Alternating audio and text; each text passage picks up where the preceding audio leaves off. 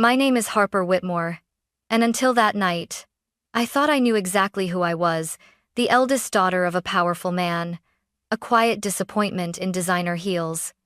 I was 34, an art restorer in Chicago, the kind of woman who smelled like varnish and old books, while the rest of my family smelled like money and legacy. Then, during my father's lavish 70th birthday party, everything shattered.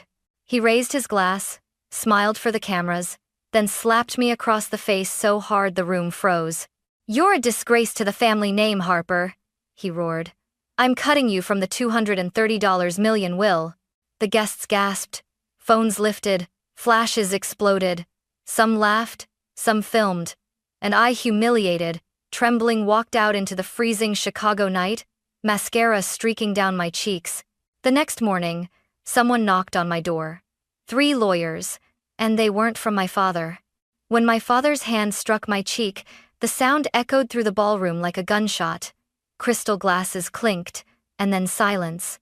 Only the slow hum of the chandelier filled the air before the whispers began. Cameras lifted. People grinned behind their champagne. Did he just? Oh my God. He slapped her. I could barely breathe. The room tilted, the floor spinning beneath my heels. My father, Richard Whitmore, real estate magnate, stood tall in his custom Italian suit, his gray eyes colder than the marble pillars around us. "You think you can shame me, Harper?" he growled. "A daughter who fixes old furniture instead of running the company? You're nothing but an embarrassment." "Dad, please," I choked, feeling every eye pierce through me. "This isn't the place." "This is exactly the place," he thundered. "Maybe now you'll finally learn your worth." Nothing. He raised his glass again, smiling as though he'd just made a toast. Around him, people awkwardly clapped, unsure if this was some cruel family joke or a real public execution of pride. My stepmother Vivian, immaculate in her emerald gown, placed a perfectly manicured hand on his arm. "Richard, enough," she whispered, but her voice trembled, not with pity, with fear. I turned away, blinking back tears, but the flashes from dozens of phones followed me. My younger brother Cole, the heir apparent, looked at me with something between pity and victory. "Harper, just leave," he murmured. "You're making it worse, making it worse." As if I'd started any of this.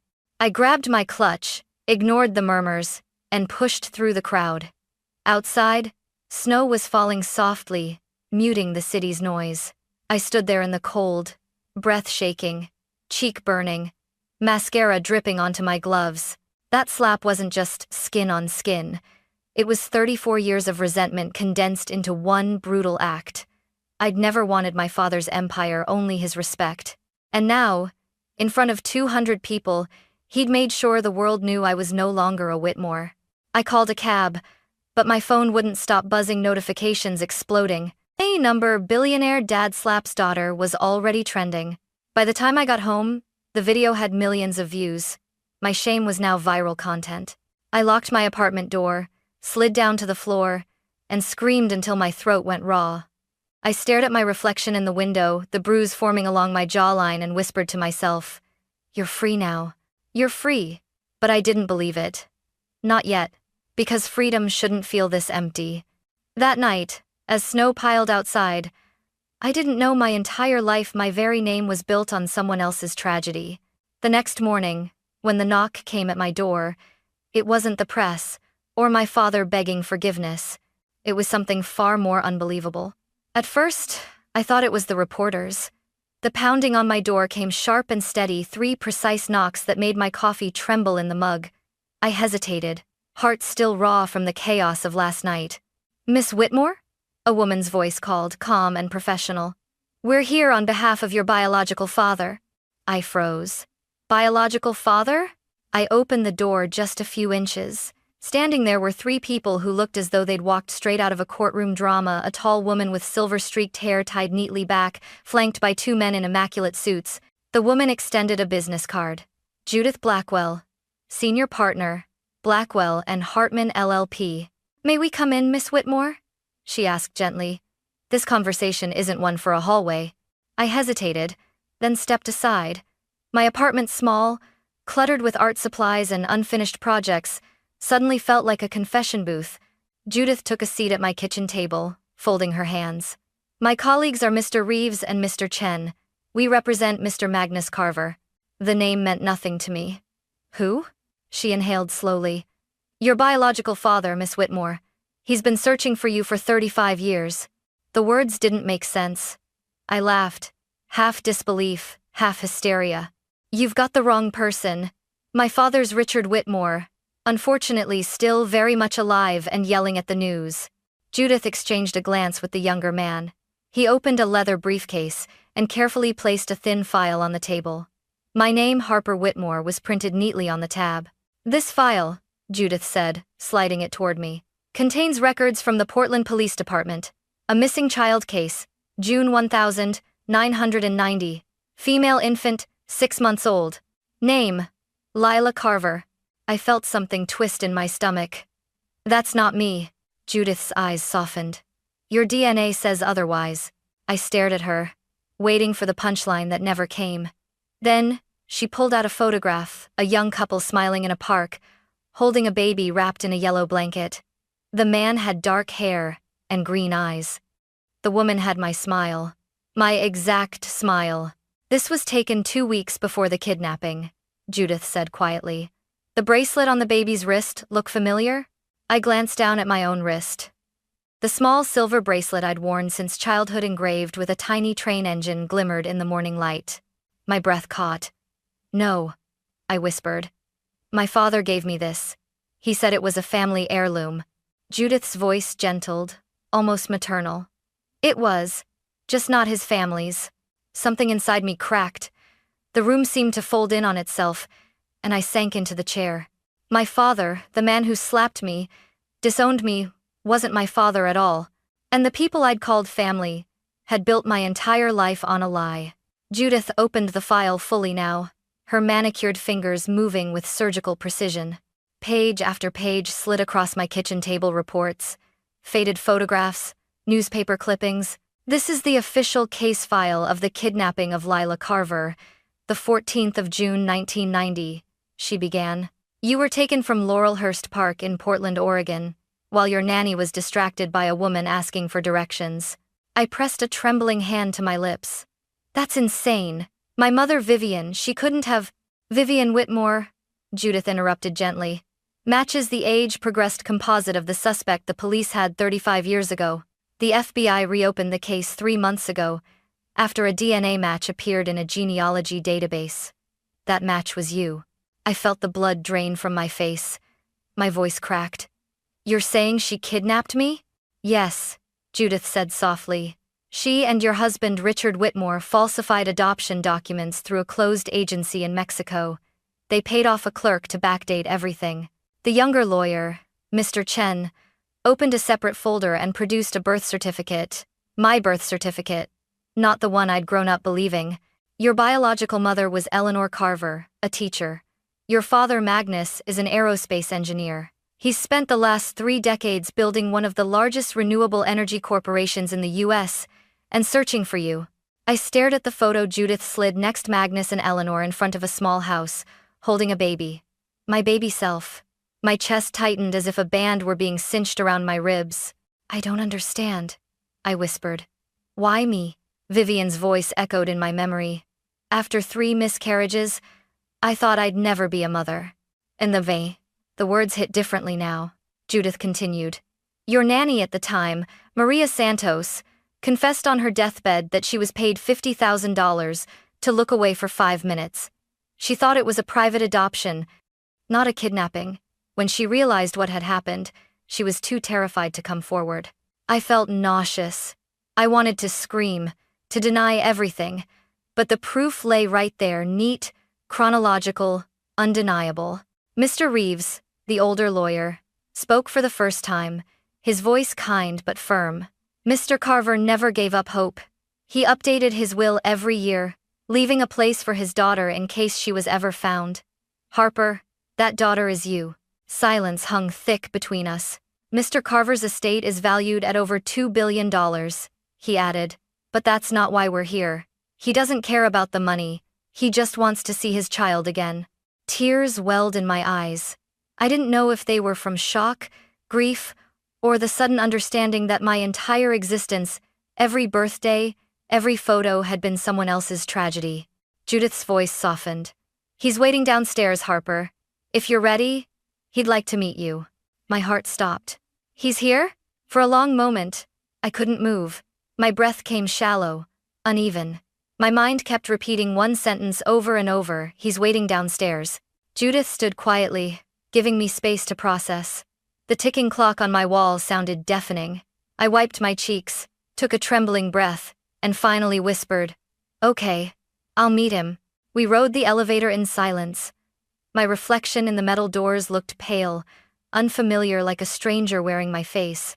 When the doors opened, the morning light flooded in, almost blinding. Standing near the building's entrance was a man in a dark gray coat, tall, composed, but with eyes that carried 35 years of loss. His silver hair glimmered faintly under the lobby lights. When he saw me, he froze, and for a moment, I saw the exact same green eyes that looked back at me in the photo upstairs. He didn't rush to me. He simply whispered, "Lila?" My throat closed. I think so," I managed to say, tears already spilling down my face. He took a hesitant step forward, voice shaking. "You still have it, the bracelet?" I looked down. The tiny silver train gleamed softly on my wrist. "You gave me this?" I asked, my voice breaking. His answer was just a nod, and then, "Your mother picked it out. She said you'd love the sound of trains." He covered his mouth with one hand, trying to contain a sob. For a man who had built an empire, he looked utterly fragile. "I wore the matching one every day," he said. "Every single day, hoping I'd see you wearing yours again." I didn't even realize I'd moved until I was standing in front of him. When his arms went around me, something inside me cracked open. He smelled faintly of cedar and rain, like home, a home I'd never known but had somehow always been missing. For the first time since that awful night, I felt safe. We stood there for a long time, just breathing. When we finally stepped apart, he wiped his eyes, smiling through tears. "Your mother, she would have loved to see you. She passed 5 years ago, but she never stopped believing you were alive." Ah, the words hit me harder than the slap from last night. "She's gone?" I whispered. He nodded. "But she left something for you, letters, journals, even the nursery she kept untouched all those years." A sob escaped my throat. "She kept my room? She refused to let me repaint it," he said, voice trembling with love and grief. "Every birthday, she'd leave a little gift inside. She said someday, you'd come home to open them." I covered my face, crying into my palms.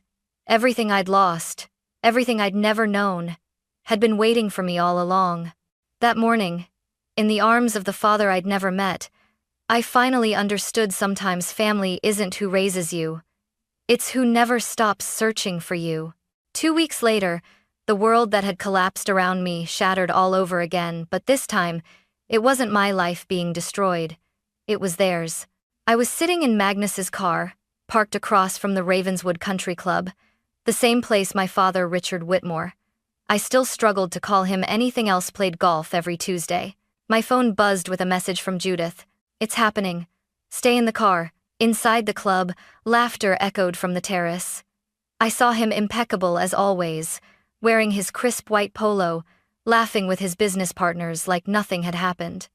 Vivian stood beside him, sun hat tilted just so, sipping her mimosa, every inch the picture of control. Then, the FBI cars rolled in. Doors slammed. Agents in navy jackets poured out. For the first time in my life, I saw Richard Whitmore's smile disappear. He turned, confusion flickering, then anger. "What the hell is this?"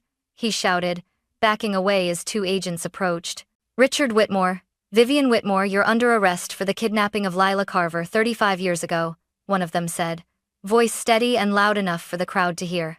Gasps rippled across the terrace. Golfers froze mid-swing. Phones came out, recording everything, poetic justice in real time. "This is insane," Richard bellowed, his voice cracking as they took his wrists. "I raised her. She's my daughter." "No," I whispered from the car, watching through the glass. "You stole me." Vivian began sobbing, mascara bleeding down her cheeks. "We just wanted a child," she cried, as if that could erase 35 years of deceit. I loved her. But love built on lies is still a cage. When they led them to the cars, the same socialites who had once recorded my humiliation now captured their downfall. I thought I'd feel triumphant. I thought watching him dragged away in handcuffs would fix something inside me. It didn't. I only felt hollow. Magnus reached over, resting a hand gently over mine. "You don't have to watch," he said softly. "I do," I murmured. "They took 35 years from you, and from me. I need to see how it ends." Richard's eyes found me through the crowd as he was pushed into the back of the police car. For the first time, there was no anger, no superiority, only something close to regret. His lips formed the words, "I'm sorry." I turned away. The world would know now, every paper, every channel. The perfect Whitmore family was nothing but a story stitched together by lies and fear. That night, as the headlines blazed, "Billionaire couple arrested in decades, old kidnapping," I sat in my apartment, staring at my reflection. I wasn't Harper Whitmore anymore. I was Lila Carver. And for the first time, that name didn't feel like a stranger's. It felt like the truth. When the court hearings began, my world turned into a blur of headlines and testimonies. Every network wanted an interview. Every magazine wanted a photo. But all I wanted was silence and answers. Magnus refused every offer to exploit the story. "We're not selling pain," he said simply. Instead, he took me home, not to his mansion or company headquarters, but to a modest 2-story house overlooking the Oregon coast. "This," he said quietly as he opened the front door, "is where your mother kept waiting." The moment I stepped inside, the air changed. The scent of old lavender and ocean salt filled the space. Everything was frozen in time, the floral wallpaper, the rocking horse in the corner, even a faded photo of a baby girl with a silver bracelet taped to the fridge. My hands trembled as Magnus handed me a small wooden box. The latch creaked as I opened it. Inside were dozens of envelopes, all addressed in delicate cursive. "To my Lila, for when you come home." I couldn't breathe. My knees went weak.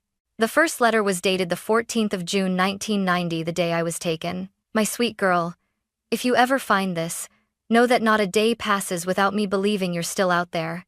When I hear a train whistle, I imagine you laughing. When the rain hits the window, I imagine you sleeping safe somewhere." Ah, tears splashed onto the page. My vision blurred as I read the next. "Your father built you a toy chest. It's still in your room. He polishes it every year on your birthday. We never stop celebrating you." I pressed the letter to my chest and sobbed deep. Aching sobs that came from a place words couldn't reach. Magnus knelt beside me, his own tears falling silently. She was extraordinary," he whispered. "When the police told us the trail was cold, she refused to give up. Every year, she mailed a photo of us to the Missing Children's Center. She said, if she ever sees us, she'll know where home is." I looked around the room. The nursery walls were still painted pale yellow. On the shelf sat a row of tiny books, their spines cracked from years of waiting. "I missed her whole life," I said, voice breaking. Magnus shook his head gently. "She wouldn't want you to think that way. You're here now. That's all that matters." I turned back to the letters, reading through them one by one, until the light outside dimmed. Each one was a heartbeat, each word a bridge reaching across time and grief. And for the first time, the hole inside me, the one carved by lies and loss, began to feel a little less empty, because even though my mother was gone, her love had been waiting for me all along. Weeks passed, and life became a strange mix of freedom and mourning. The media moved on to the next scandal, but I was still living inside the ashes of 2 lives. Harper Whitmore, the daughter of privilege and cruelty, and Lila Carver, the child who had been stolen, loved, and lost. The court summoned me to testify during Richard and Vivian's trial. Judith said I didn't have to face them, but I knew I needed to. Closure doesn't come from silence, it comes from confrontation. When I walked into the courtroom, all eyes turned. Richard sat at the defense table, his silver hair perfectly combed, but the arrogance was gone. Vivian looked smaller somehow, her hands shaking in her lap. The judge called me forward. My heels echoed on the polished floor. "State your name for the record," the clerk said. I took a breath. Lila Carver. For a moment, the room went still. Richard's eyes lifted toward me, a flicker of disbelief, maybe even shame. Miss Carver, the prosecutor began, can you tell the court what you remember about your upbringing? I swallowed hard. I remember being told love came with conditions, I said, my voice trembling at first but growing stronger. That success meant obedience, that affection had to be earned. I didn't realize until now, none of that was love. It was control. Richard's jaw tightened. Vivian started to cry softly, whispering, I'm sorry, Harper. I turned to her. My name is Lila. The prosecutor nodded at me to continue. I used to think my father's approval was the only thing that mattered, I said, my throat thickening. But now I understand something. Love that destroys someone's spirit isn't love at all. You didn't raise me. You trained me to be afraid of failing you. Tears blurred my vision. But you couldn't erase who I really was. Even after everything, the truth still found me. The courtroom was silent, except for the scratching of the stenographer's keys. Richard stood suddenly, ignoring his lawyer's hand on his arm. I wanted to give you a life, he shouted. Better than the one you would have had. The judge's gavel slammed. Mr. Whitmore, sit down. But I didn't flinch. I met his eyes, the same eyes that once looked at me with disgust, and said quietly, You didn't give me life. You stole it.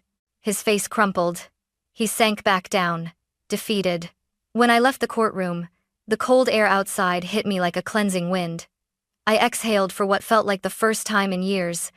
Magnus was waiting near the steps, holding a warm coat open for me. You did well, he said softly. No, I whispered, taking his arm. I finally did right. For the first time, I wasn't running from my past. I was facing it and walking towards something real. ChatGPT Darnoy. It's been 6 months since the verdict. Richard and Vivian were convicted on multiple counts of kidnapping, fraud, and obstruction.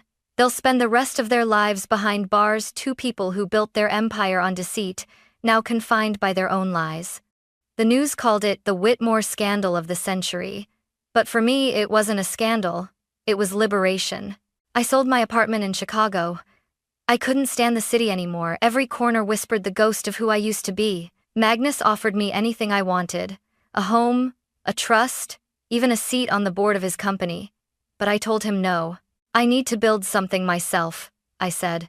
Something honest. So I reopened a workshop in Portland, the city where it all began. I called it Eleanor's Hands, after the mother who never stopped believing I'd return.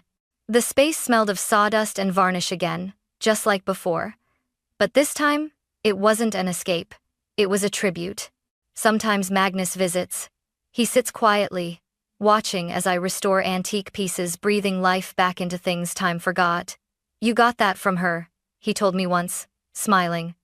Eleanor used to fix everything: broken toys, broken chairs, broken hearts. Every evening, before closing, I light a candle beside the box of letters from her. I've read each one at least a dozen times. Her handwriting has become a map I follow back to peace. One letter, the last one she ever wrote, ends with these words.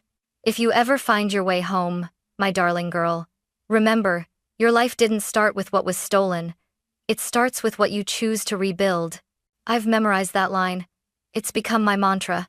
The mahogany desk I once restored for Richard now sits in my studio. Magnus bought it from the estate auction, insisting it should stay where it belongs with you. At first, I wanted to burn it. But then I realized that desk doesn't represent him. It represents me, the woman who turned pain into purpose. One afternoon, as the sun poured through the workshop windows, Magnus handed me a small velvet box. Inside was the matching silver bracelet, the one he'd worn for 35 years. I think, he said softly, they should be together again. I clasped it next to mine, feeling the cool metal against my skin, two halves of a promise finally whole. I'm not Harper Whitmore anymore. I'm Lila Carver. And though my story began with lies and loss, it ends here in truth, in forgiveness, and in the quiet hum of a workshop by the sea, where every piece I restore feels like I'm repairing a little part of myself. Because sometimes, the life you were meant to live is the one you have to build with your own hands.